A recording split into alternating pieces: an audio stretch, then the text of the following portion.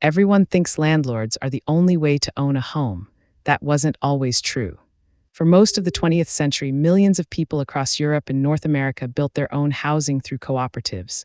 Not renting from a landlord, not buying a loan, pooling money, pooling labor, pooling risk. It worked, then it stopped. But here's what most people miss. It didn't fail because the model was broken. It failed because the rules changed. Let's start with the accepted story. Housing cooperatives emerged in the 1800s in places like England and Switzerland as a response to urban crowding.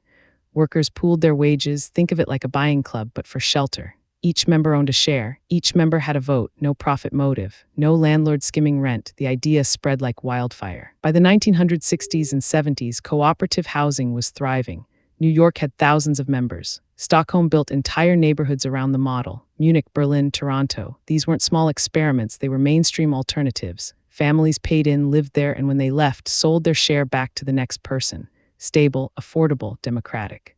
So why'd they vanish from the American landscape almost entirely? The textbook answer: people prefer individual ownership. They want to build equity alone. They want freedom. Sounds logical. It's also incomplete. Here's the real story. In the 1970s and 80s, tax law shifted.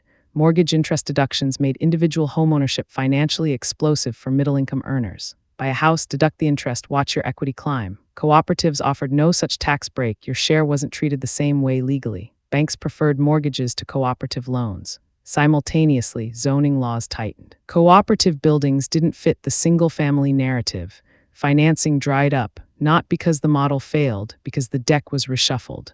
But cooperatives didn't vanish everywhere. They're still massive in Germany, Switzerland, and Scandinavia.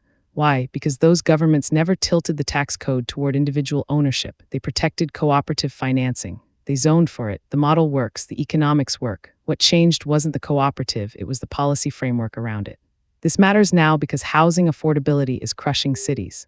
Rents climb. Ownership is out of reach for younger generations. Cooperatives don't solve everything, they're not a silver bullet, but they do redistribute control. You own a stake, you vote on maintenance, rent levels, who moves in. Your neighbors are your stakeholders, not your competitors. That's structurally different from renting or solo ownership. The lesson isn't that cooperatives are perfect, it's that housing models aren't inevitable. They're choices, policy choices, tax choices, zoning choices. The system you live in today wasn't handed down by nature, it was built, and what's built can be rebuilt. This video is for educational and informational purposes only and is not financial advice. Always do your own research. Subscribe for more deep dives into the invisible rules shaping where we live and what we pay. Subscribe for more deep dives into the invisible rules shaping where we live and what we pay. This video is for educational and informational purposes only and is not financial advice. Always do your own research.